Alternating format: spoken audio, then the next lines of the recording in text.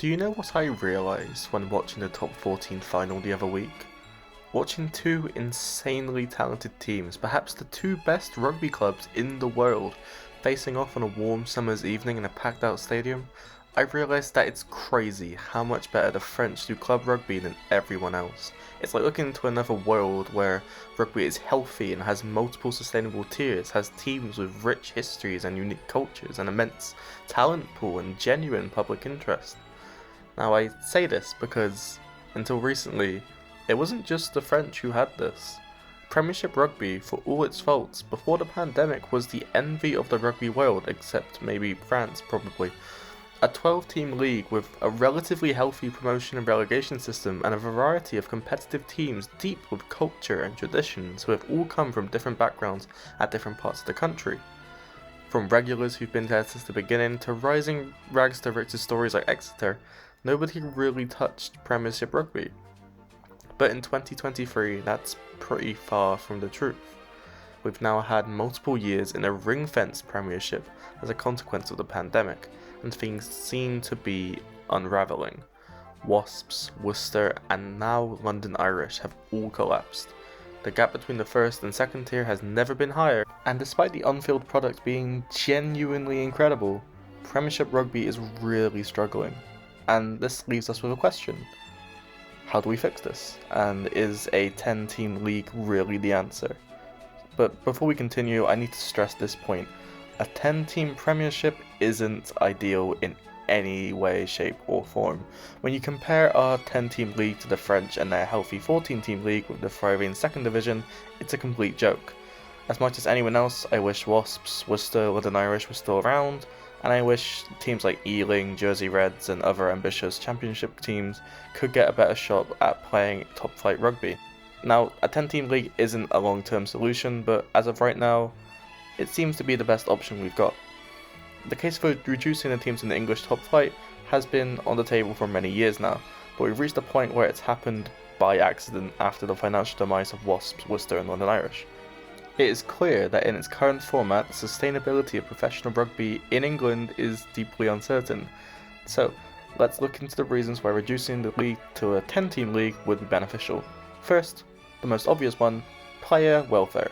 With player welfare challenges on the number of matches you can play, a tighter, more condensed league would make sense for the physical and mental well-being of the players. By reducing Premiership Rugby to a 10-team league, the number of matches played throughout the season would be significantly reduced. With 13 teams, it's a minimum of 24. With 12, it's a minimum of 22. With 10, it's 18. This would alleviate the strain on players' bodies and minimize the risk of injuries caused by dealing with the demanding larger schedule. Another reason is a condensed format would allow a more focused and more exciting competition in theory. With a reduced number of teams, each match would carry more significance and have a direct impact on the league standings in a more substantial way than it would be if there was more teams kind of just filling places. This would create a heightened sense of competition and increase the stakes for each encounter. Fans would have more intense and thrilling matches to look forward to, enhancing their engagement and investment in the league. As well as this, you've got the expanded cup competition coming next season, which is going to feature teams from the Championship, which is not only good for teams in the Championship, but it's also good for the teams in the Premiership. It allows them to use their younger players who may not be getting as much game time with this reduced schedule. It would allow them to play their younger players without actually sacrificing the quality of the league. It seems like a win-win for everyone involved. Championship teams get to place teams from the top flight and have more games. Same with Premiership Rugby, get to place teams from the lower division, more exciting and interesting matchups that you haven't really necessarily seen before, and also getting the chance to play their younger players. Furthermore, as mentioned before, less games is honestly a good thing when taking into account the current international calendar. Simply put, there's too many games that overlap with international matches. Clubs aren't seeing enough of their England players, and supporters are frustrated at not seeing their test stars in action every week.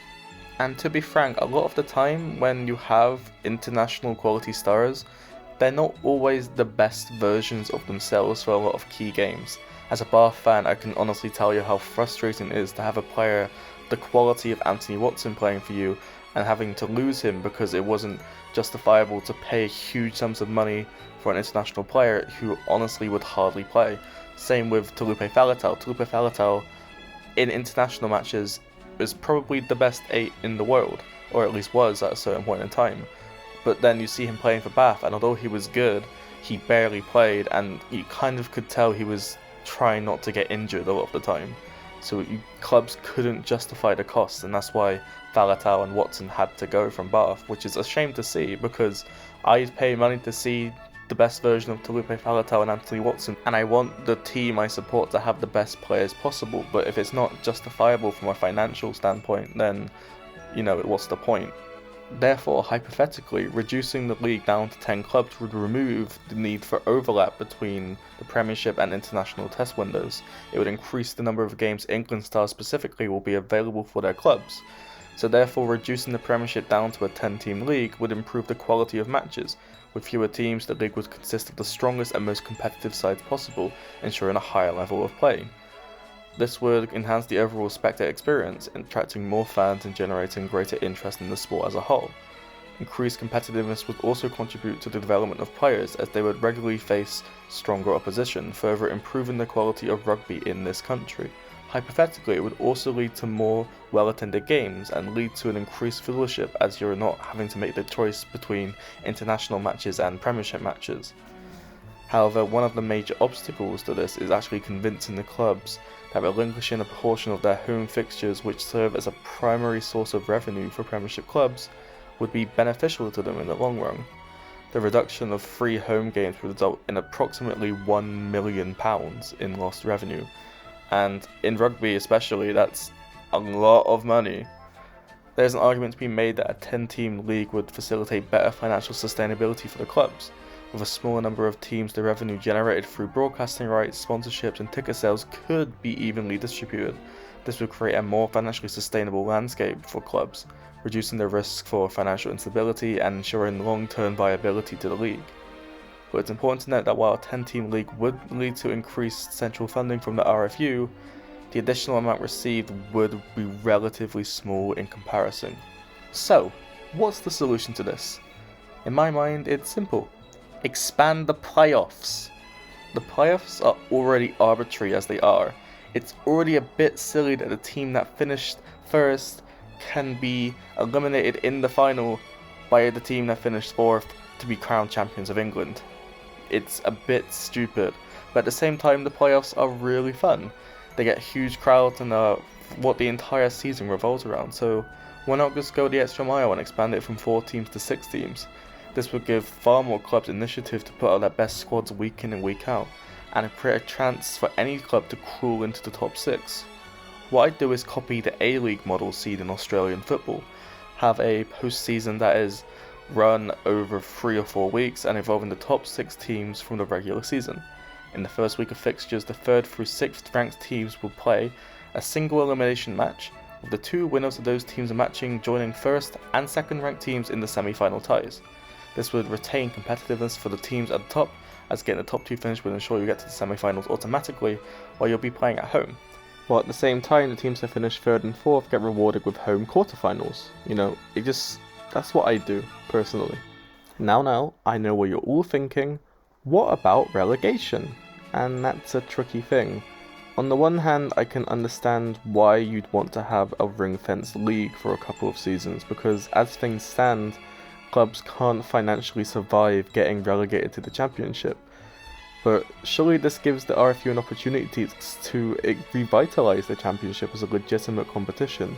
Considering they wanted to expand the Premiership to 14 teams just recently, surely they can increase funding to the Championship to ensure that there's at least 4 teams at a minimum of genuine lower Premiership quality that could fight for promotion and help ensure that the clubs don't collapse upon getting relegated. If they don't do this, then what's even the point of having a 10-team league?